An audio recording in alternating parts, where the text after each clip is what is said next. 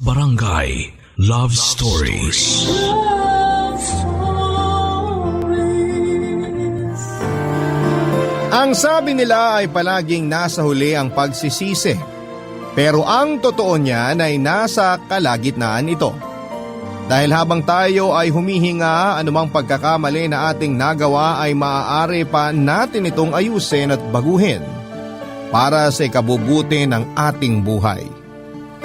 Ikaw kapuso, anong bagay ang pinagsisihan mo na nagpabago sa iyong sarili?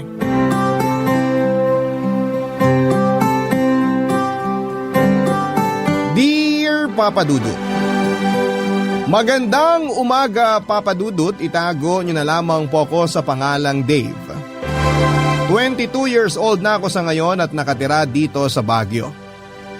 Matagal na akong sumusubaybay sa programa ninyo at sa pagkakataong ito ay gusto ko namang ibahagi ang kwento ko.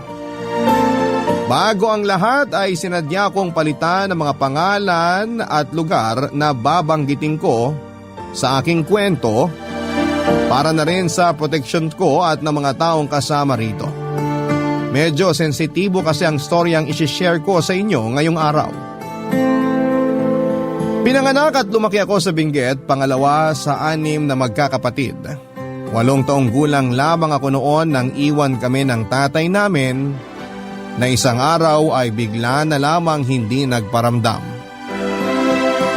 11 years old naman ako nang mamatay ang nanay ko dahil sa sakit na tuberculosis. Sa pagkawala ng pareho naming mga magulang ay naiwang kami sa pangangalaga ng tiyuhin naming si Arnold, na walang ibang ginawa kundi ang alilain kami. Grade 6 lamang ang tinapos ko dahil hindi naman kami pinag-aral ng uncle namin dahil kapos umano siya sa pera. Hindi raw niya kami kayang pag-aralin dahil hindi naman niya kami mga anak. At sa murang edad ay sari-saring trabaho na ang pinasok ko para lamang magkaroon kami ng panglaman ng tiyan na magkakapatid. Palagi kasing nasa labas si Uncle Arnold na isang construction worker. Pagkatapos ng trabaho ay diretso siya sa inuman kasama ang mga kaibigan, kaya minsan ay nakakaligtaan niya kaming bigyan ng pera na pambili ng pagkain. Kaya naman ako at ang panganay naming kapatid na ang gumagawa ng paraan para pakainin ang sarili namin. Papadudot, kahirapan ang nagtulak sa akin kung bakit sa edad na 17 ay pinasok ko ang kalakaran ng pagbebenta ng katawan. Napasok ako sa trabahong ito nang makilala ko ang kaibigan kong si Jason.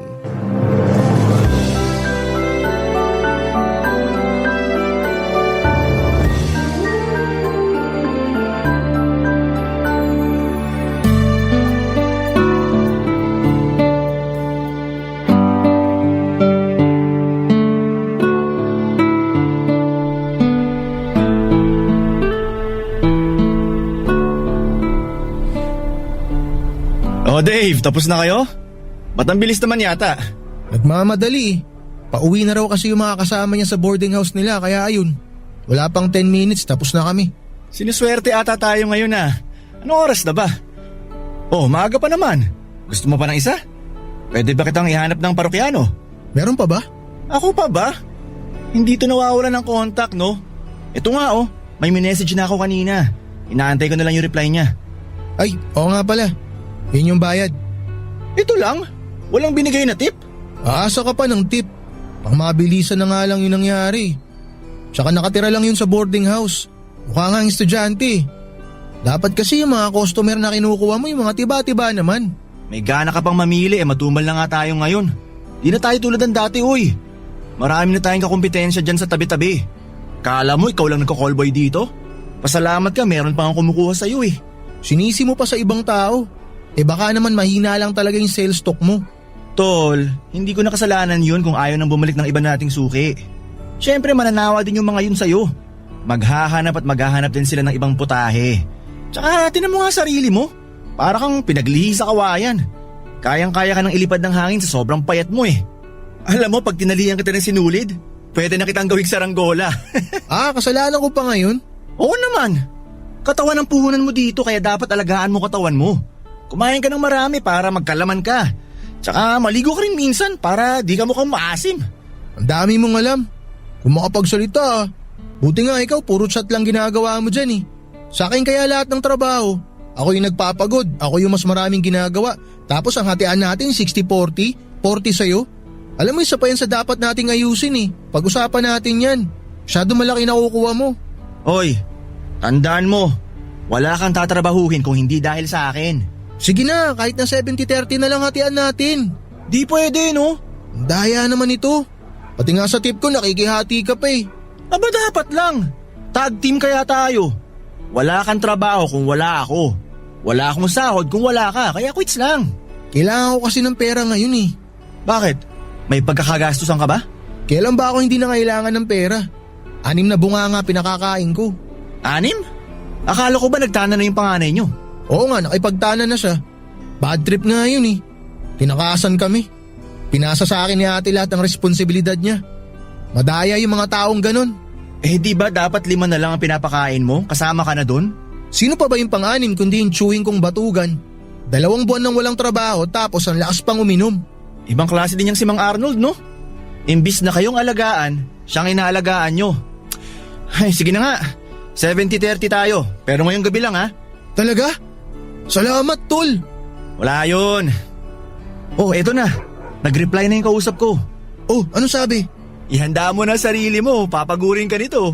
Ayos lang, marami akong reserba. San daw? Susunduin ka raw sa may tabi ng terminal ng bus. Tol, di kotse to, kaya galingan mo.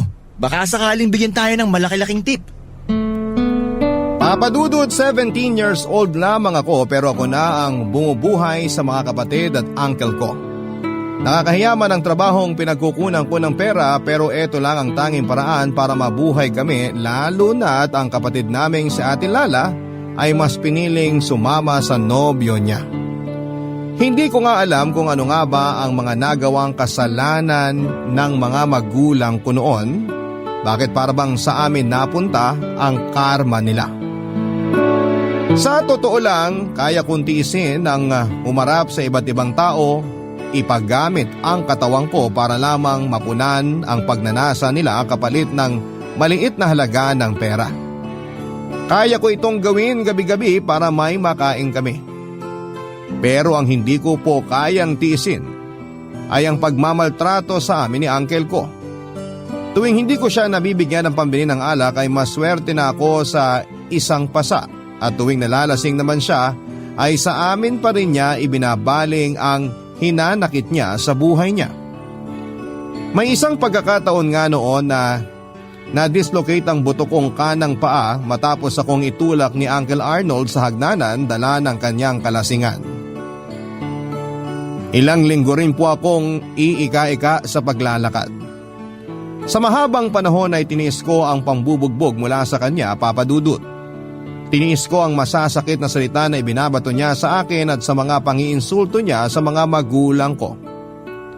Pero may hangganan ng pagtitiis ng isang tao. Naubos na rin ang pasensya ko noon nang magpasya siya. Sa kanya ko ay diretsyo ang perang kinikita ko. Ni hindi nga niya alam kung anong trabaho ko, ang mahalaga sa kanya ay meron siyang pambili ng alak niya. Kaya isang araw ay napagdesisyonan kong tularan ang ginawa ni Ate Lala. Ang layasan ang malaimpyerno naming buhay.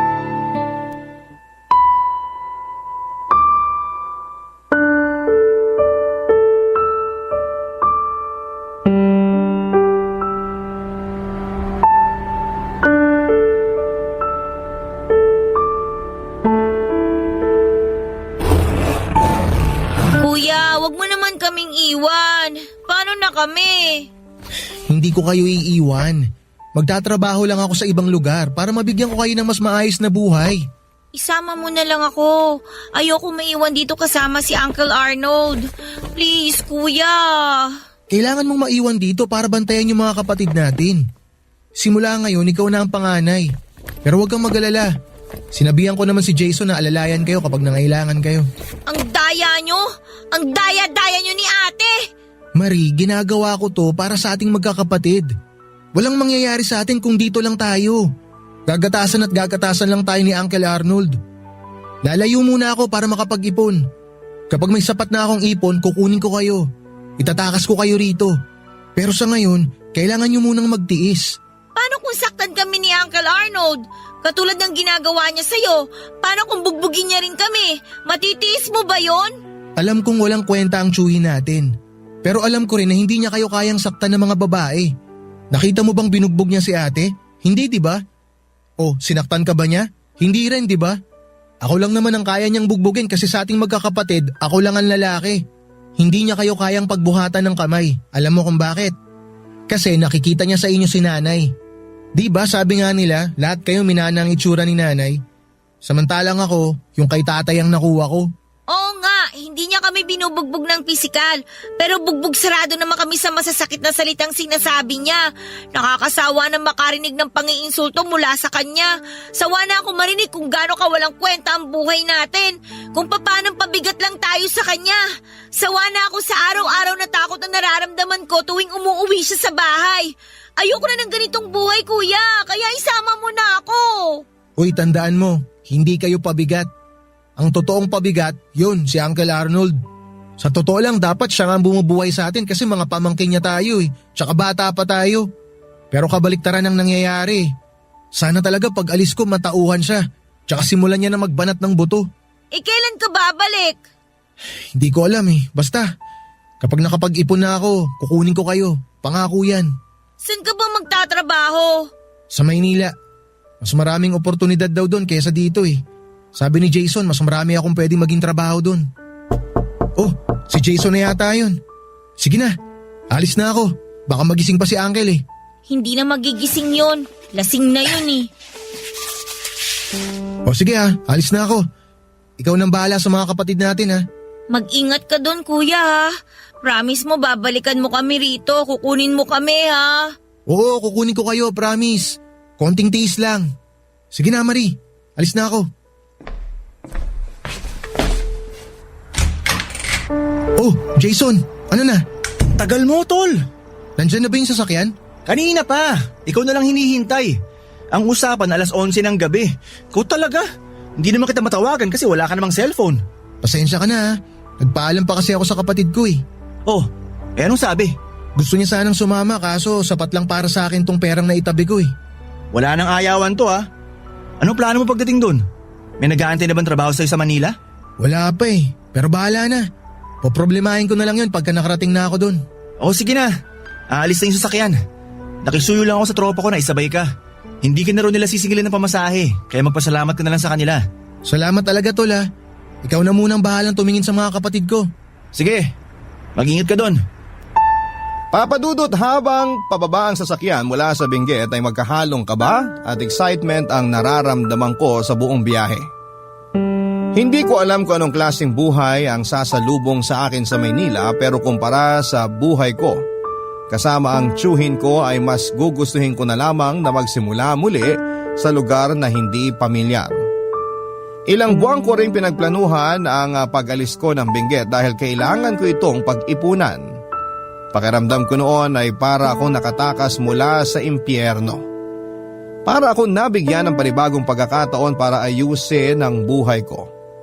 Buhay naming magkakapatid. Ipinangako ko sa sarili ko na gagawin ko ang lahat para makabangon mula sa kahirapan. Unang-una kong gagawin ay ang maghanap ng maayos na trabaho. Wala akong pakialam kung maliit lamang ang sahod o mahirap ang gawain. Basta ang kailangan kong unahin ay ang magkaroon ng trabaho.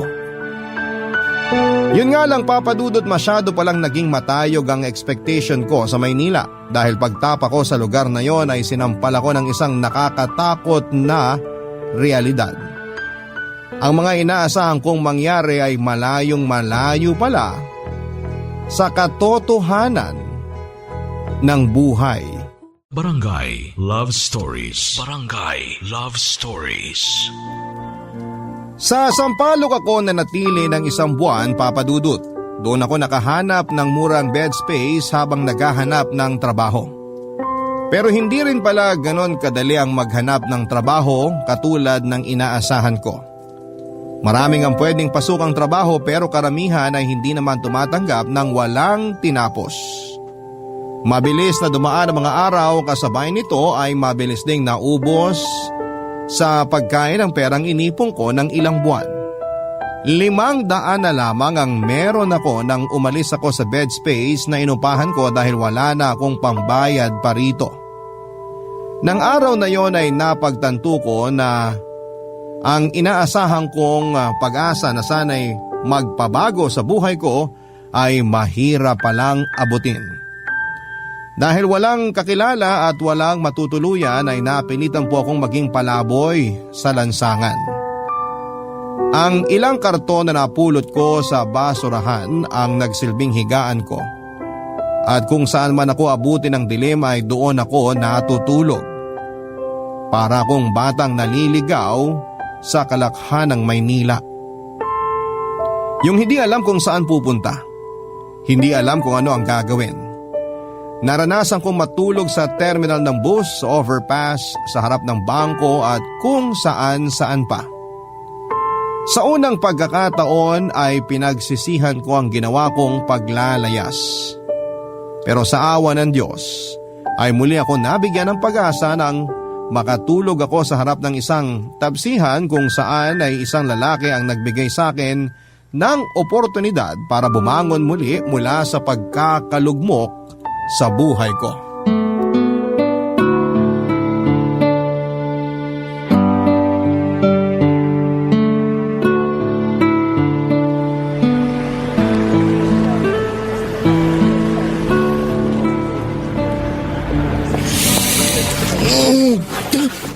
Sino ka? Hindi ba dapat ako magtanong niyan sa'yo? Natutulog ka sa harapan ng tapsihan ko. Sa inyo ba to? Naku, sorry po. Dito na po kasi ako inabutan ng antok eh. Di bale, alis na rin naman po ako. Hindi ka taga rito, no? Ha? Bakit nyo naman nasabi yan? May dala kang bag, nakasuot ka ng sapatos. Hindi pa naman ganong madumi yung suot mong damit. Hindi ka naman mukhang pulubi. Siguro wala ka lang matuluyan. Tama ba? Parang ganun na nga. Taga Benguet po ako. Anong ginagawa mo rito sa Metro Manila? Gusto ko po sana maghanap ng trabaho kaso walang gustong tumanggap sa akin eh. Hanggang sa naubos na lang po yung dala kong pera. Wala bang maayos na trabaho doon sa inyo? Ba't dito mo pa gusto maghanap ng trabaho? Sabi po kasi ng kaibigan ko mas marami raw pong magandang trabaho rito eh. Tsaka mas mataas daw ang sahod. Kaya minabuti ko pong lumuwas. Hindi niya naman po sinabi na pahirapan din po pala ang buhay dito. Ganyan talaga ang unang iniisip ng mga taga-probinsya. Na mas maganda ang buhay dito sa Maynila pero ang totoo, mas mahirap ang buhay dito. Ilang taong ka na ba? 17 po. Bata ka pa. Wala ka bang magulang? Ba't kayo nahiyaang lumuwas mag-isa rito? Wala na akong magulang. Sinong nag-aalaga sa inyo? May tsuhin po ako pero wala namang kwentang tao yun. Gusto mo bang magtrabaho sa akin? Talaga? Sakto. Nangangailangan ako ng kasama rito sa tapsihan ko. Opo naman. Kahit ano pong ipagawa niyo sa akin, basta magkaroon lang po ako ng trabaho. Kaya mo na ba magsimula ngayong araw? Kahit ngayon na po mismo. Ano po bang gusto niyong ipagawa sa akin? Gusto niyo po magwalis na ako dito sa labas? Mamaya pa tayo magbubukas. Pero una, baka gusto mong kumain muna. O baka gusto mong maligo muna. Sige po. Ilang araw na rin po akong hindi kumakain eh. Halika, pumasok ka muna sa loob. Teka, meron lang po akong tanong. Bakit niyo po ako gustong tulungan?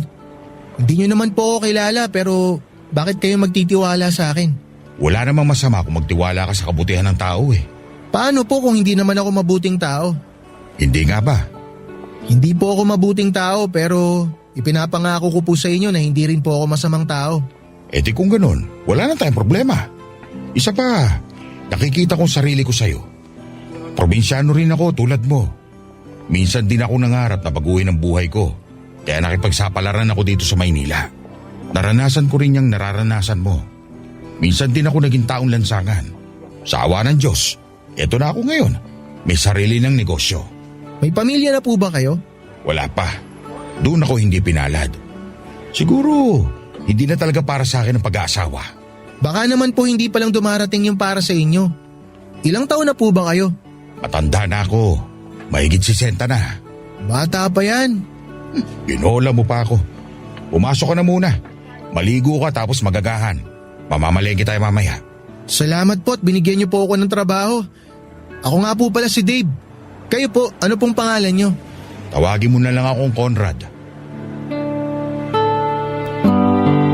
Papadudot agad ako nagsimula sa trabaho ng araw ding yon. Matapos nga ang ilang linggong palaboy-laboy sa kalsada ay first time ko ulit na makaligo.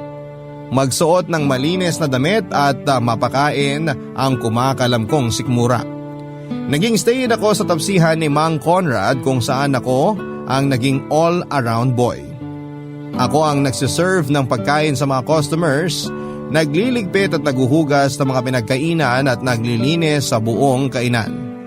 Minsan ay tumutulong din ako sa pagluluto, lalo na kapag sabay-sabay ang mga customers. Araw-araw ko ring sinasamahan si Mang Conrad sa pamamalengke. Sobrang laki ng paghanga at paggalang ko kay Mang Conrad na pinagkatiwalaan niya ang isang katulad ko. Habang buhay kong tatanawin na utang na loob ang kabutihan na ginawa niya sa akin. Maliban kasi sa trabaho ay binigyan niya rin ako ng libreng tirahan, maging pagkain ay wala akong binabayaran. Natutuwa daw siya dahil kahit papaano ay nasubukan din niya kung ano ang pakiramdam ng magkaroon ng inaalagaang anak. Katulad ni Mang Conrad ay natutuwa rin ako dahil first time ko rin magkaroon ng nakakatanda na nag-aalaga at concern sa kapakanan ko. Sa mga sumunod na buwan ay parang mag-ama na ang naging turingan naming dalawa ni Mang Conrad, Papa Dudut. Pero ganun pa man ay hindi ko pa rin maiwasang isipin ang kalagayan ng mga kapatid ko sa poder ng tiyuhin ko. Minsan ay nag-aalala ako kung nakakakain pa ba sila ng maayos o baka naman sinasaktan na sila ni Uncle Arnold. Sa halos 9 na buwang pagtatrabaho ko sa tapsihan ni Mang Conrad ay napagtanto kong matatagalan pa bago ako makapag-ipon ng sapat na pera para makuha ko sa Maynila ang mga kapatid ko. Kaya naman ang ginawa ko, Papa Dudut, ay bumalik ako sa dati kong gawain. Muli ay sinubukan kong ibenta ang katawan ko sa mga naghahanap ng panandaliang aliw. Walang kamalay-malay si Mang Conrad sa ginagawa ko tuwing gabi. Pero nang minsang umuwi ako ng madaling araw ay muntik na niya akong mahuli. Mabuti na lamang at mabilis akong nakapagrason dahil ayaw kong masira ang tiwala sa akin ni Mang Conrad kapag nalaman nito kung ano ang sideline na tinatrabaho ko.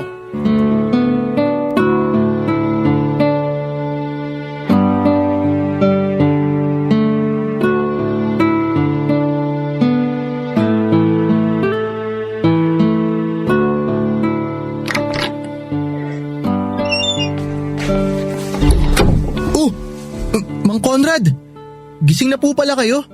Ang aga nyo naman pong nagising. Gumising ako ng 3:00 para sana maaga mamalengke. Di ba nga may bulk order tayo para sa breakfast mamaya? Gigisingin sana kita kaso wala ka pala. Saan ka ba galing?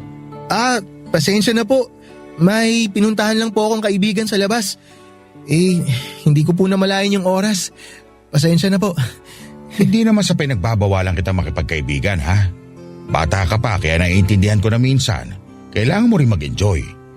Pero sana wag mong kalilimutan ang dahilan ng pagpunta mo rito. Di ba sabi mo sa akin, gusto mo mag-ipon para sa mga kapatid mo? Gusto mo silang iahon sa kahirapan? Hindi ko naman po nakakalimutan yun. Wag po kayo mag-alala, Mang Conrad. Hindi naman po ako gumagastos tuwing lumalabas ako.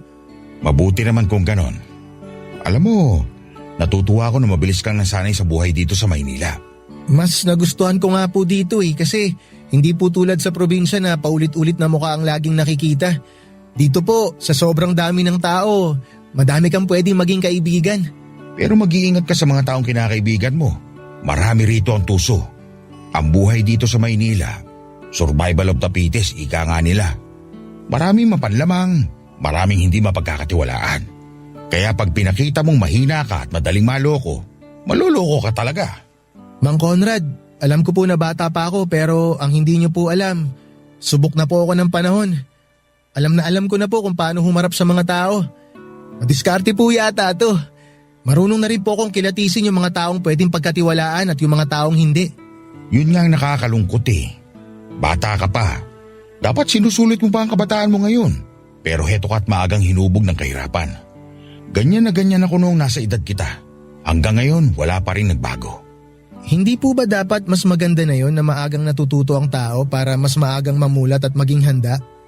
Huwag nyo na lang pong isipin na nakakalungkot yung bagay na yon kasi malaking tulong din po yun sa mga taong tulad ko. Kung sa bagay, may punto ka rin naman. O sige na, matulog ka na at magiging busy tayo ngayong araw. Akala ko po ba marami tayong order ngayon? Oo, kaya nga magsisimula na ako mag-prepare. Eh di tutulong na po ako. Wala ka pang tulog. Paano ka makakapagtrabaho ng maayos niyan?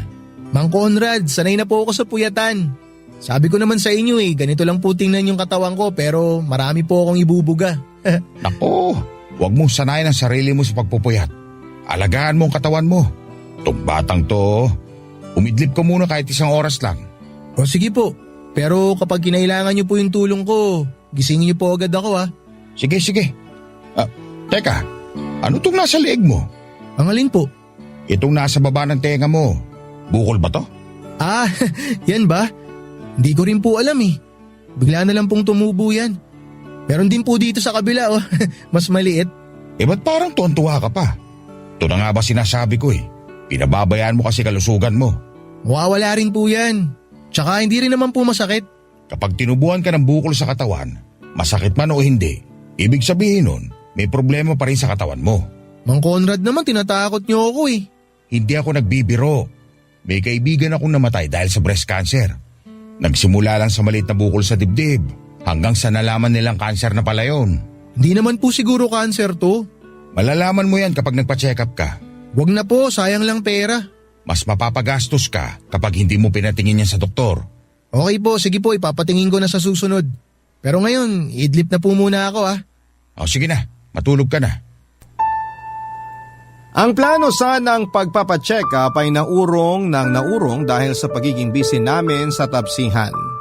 Sa mga sumunod pang buwan ay nagpatuloy ako sa pagtatrabaho sa kainan ni Mang Conrad at tuwing gabi ay palihim po akong tumatakas para mas mabilis akong makapag-ipon.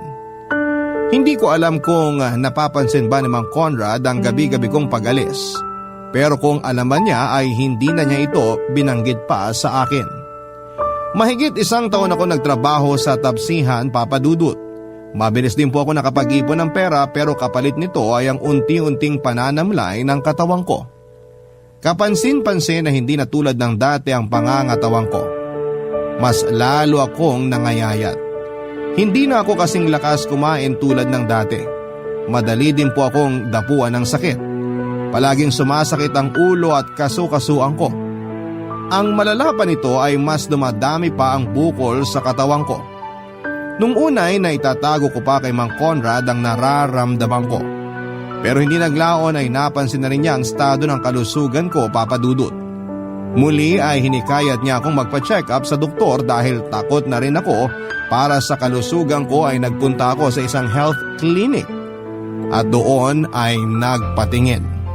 Natakot ako na baka matulad ako sa nanay ko na namatay dahil sa TB. Papa Dudut, halos nanlumo ako noon nang malaman ko kung ano ang naging resulta ng check-up ko. Barangay Love Stories. Barangay Love Stories. Para po akong tinaningan ng buhay nang malaman ko kung ano ang sakit ko, Papa Dudut. Nang tanungin ni Mang Conrad kung ano ang sinabi ng doktor ay nagsinungaling ako. Sinabi ko na lamang sa kanya na nasobrahan ako sa trabaho at bilin ng doktor ay kailangan kong magpahinga. Hindi naman nag-alinlangan si Mang Conrad at binigyan niya kaagad ako ng ilang araw na pahinga. Sa mga araw na yon ay halos wala ako sa sarili ko. Ang hirap tanggapin na sa edad kong yon ay may malubhana akong sakit. Sa tanang buhay ko, Papa Dudut, ay first time kong maiyak. Nawalan ako ng magulang, binubugbog ako ng tiyuhin ko, naging palaboy ako sa daan pero sa kabila ng lahat ng ito ay walang luha na dumaloy sa mga mata ko. Hindi ko akalaing isang sakit lang pala ang magpapaiyak sa akin. Hindi ako naiyak dahil may malala akong sakit. Naiyak ako dahil naawa ko sa sarili ko. Kung kailan may maayos na akong trabaho, may sapat ng ipon at malapit na ako sa pangarap kong maiahon ng mga kapatid ko kahit konti mula sa kahirapan, ay saka naman ako binigyan ng panibagong problema. Siguro nga ay wala talaga akong karapatang maging masaya. Kung sabagay, kasalanan ko naman ang lahat. Pinatunayan lamang nito na sa huli ang pagsisisi. Matapos ang ilang araw ng pamamahinga ay nag-decide akong magpaalam na lamang kay Mang Conrad. Nagrason ako na pagod na ako sa trabaho at hindi na kaya ng katawan ko ang araw-araw na ginagawa namin sa tapsihan. Naintindihan naman ako ni Mang Conrad. Bilang pasasalamat ay siya na ang nagbayad ng pamasahe ko pauwi sa Benguet. Nang mga panahong yon ay gusto ko na lamang makasama ang mga kapatid ko at masakit mang iwan ay nasimulan kong pagbabago ay kailangan kong bumalik sa impyernong dati ko nang tinakasan.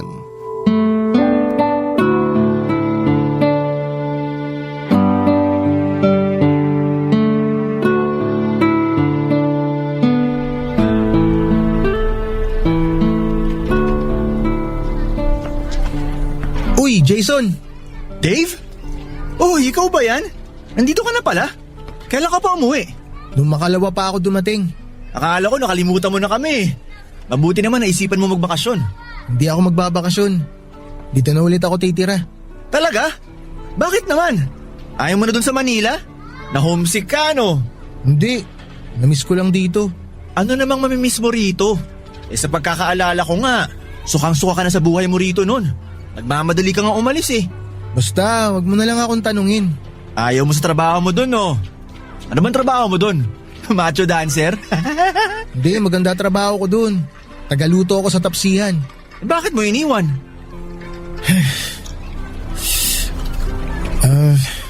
Atin-atin na lang to ha. Sa'yo ko lang sasabihin to kaya sana sikreto mo na lang muna. Sana wala nang iba na makaalam ha. Ano ba kasi yan? Baka naman nakabuntis ka, tapos tinakasan mo. May sakit ako eh. HIV. Ano? Paano? Huwag mong sabihin pati sa Manila, nag-callboy ka. Eh kasi kailangan kong kumita eh.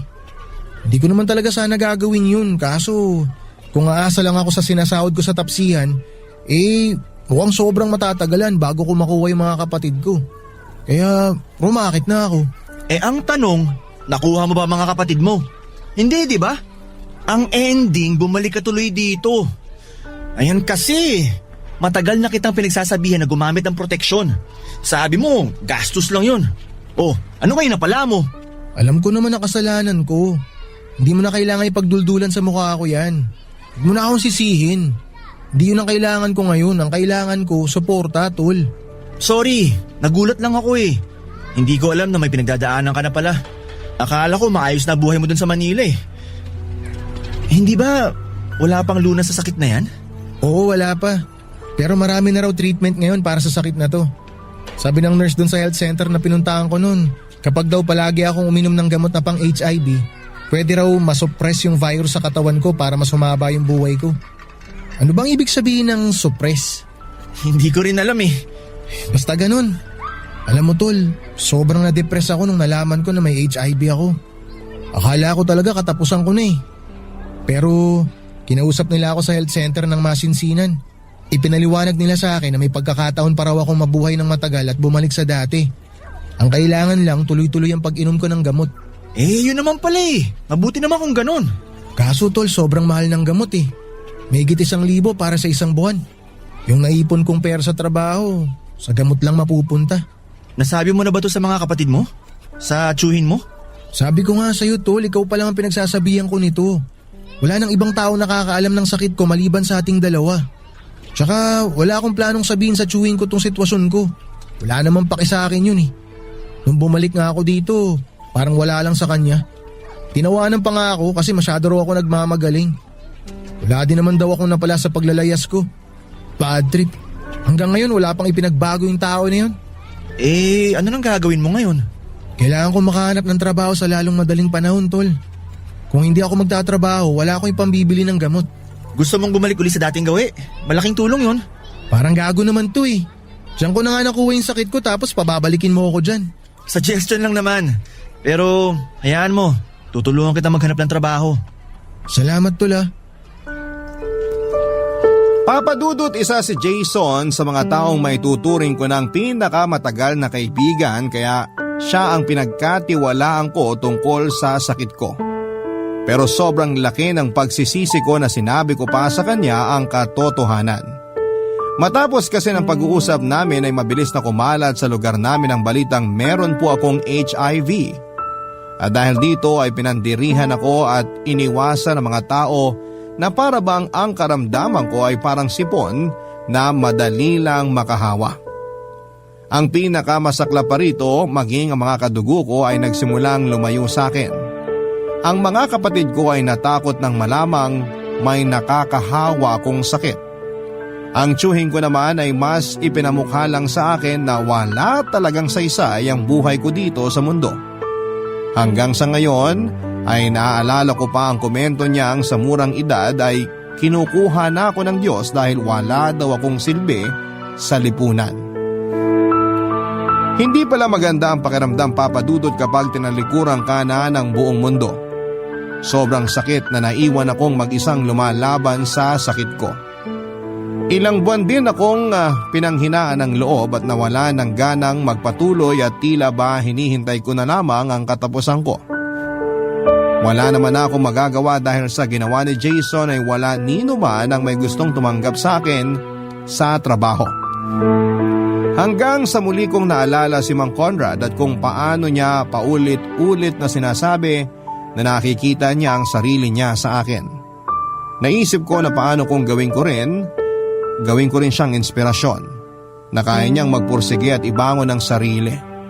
Sa tingin ko ay kaya ko ring sundin ang landas na pinagdaanan niya. Sinubukan kong tulungan ang sarili ko. Nagpatuloy ako sa araw-araw na gamutan. Sinikap kong maghanap ng trabaho. Inalis ko sa sistema ko ang mga bagay na maaaring ikasira ng kalusugan ko tulad ng pag-inom at paninigarilyo. Nagsimula akong kumain ng masustansya at mag-exercise. Hindi ko inintindi ang mga tao sa paligid ko. At dahil dito ay muli ako nakaramdam ng pag-asa. Lalo na ng isang araw ay muling magpakita sa akin ang panganay naming kapatid na si Ate Lala. Palihim niya akong pinuntahan sa Benguet at kinumusta matapos mabalita ng sakit ko. Doon ay binahagi niya sa akin ang plano niya na gusto niya kaming kunin sa Baguio kung saan siya kasalukuyang naninirahan.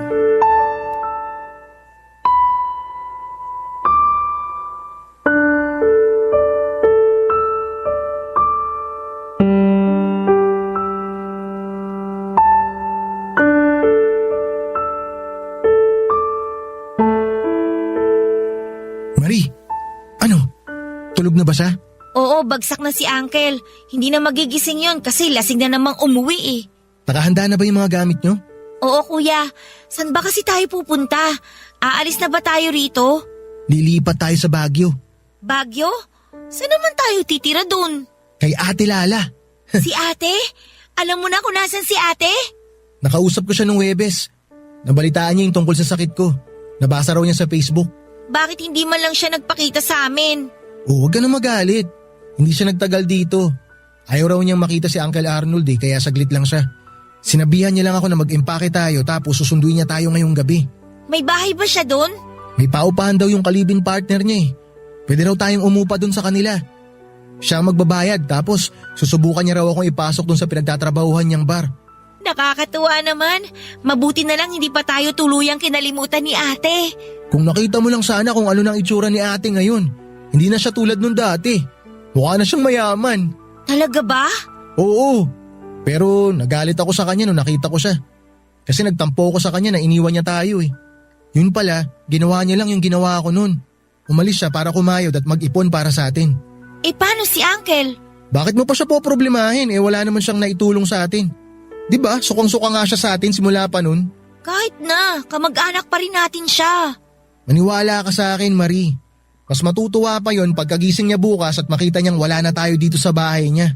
Pero naaawa pa rin ako sa kanya. May iwan siya mag-isa Gusto mo ba siyang samahan? Ikaw ang bahala. Sige, magpaiwan ka na lang dito. Hindi naman sa ganun, kuya. Alam mo, nung wala ka, kahit lagi siyang galit, hindi niya kami pinababayaan. Masama man siya sa paningin natin, marami man siyang pagkukulang, pero nandyan siya kung kailan kailangan natin siya. Wala namang tao na ubod ng sama eh. Minsan, yung galit lang kasi natin sa kanyang nananaig. Hindi na natin nakikita yung mga mabubuting bagay na nagagawa niya. Alam mo ba kung bakit ganun na lang kagalit si Uncle Arnold sa atin? Kasi bigla siyang nabigyan ng responsibilidad ng hindi niya inaasahan. Isipin mo binata ka tapos bigla-bigla may 6 na bata ka nang kailangan buhayin. Ang hirap nun. Kaya maniwala ka sa akin. Makakahinga na ngayon si Uncle kapag nalaman niyang wala na tayo sa poder niya. Ngayon, may pagkakataon na siya para mag-focus sa sarili niya. Pwede na rin siya maghanap ng babaeng mamahalin. Kung gusto niya, makakabuo na rin siya ng sarili niyang pamilya nang hindi niya tayo pinoproblema. Hindi man lang ba tayo magpapaalam sa kanya? Huwag na siguro. Mas maganda na yun. Huwag na natin siyang abalain sa pagtulog niya. Gusto ko lang sana magpasalamat sa kanya kahit papano. Hindi naman to yung huling pagkikita natin ni Uncle eh. Marami pang araw na makikita natin siya. Pero sana nga lang balang araw, kung kailan masaya na siya sa buhay niya, masaya na rin tayo sa buhay natin. Sana pag nakita natin ulit si Uncle, maganda rin yung sitwasyon natin. Pwede bang mag-iwan ako kahit sulat lang? Para alam niya na nasa mabuti tayong kalagayan. Ikaw bahala. Basta dalian mo Baka maiwan tayo nung bus papuntang Baguio eh. Baka naghihintay na rin si ate sa atin sa terminal. Sige, mabilis lang to. Huwag mo na habaan Pwede na yung maiksi basta makapagpaalam ka. Papadudot ng gabing yun ay nagsimulang magbago ang buhay namin. Pagkarating namin sa Baguio ay sinalubong kami ng boyfriend ni Ate Lala. Laking gulat naming magkakapatid nang makita namin na may bitbit siyang bata.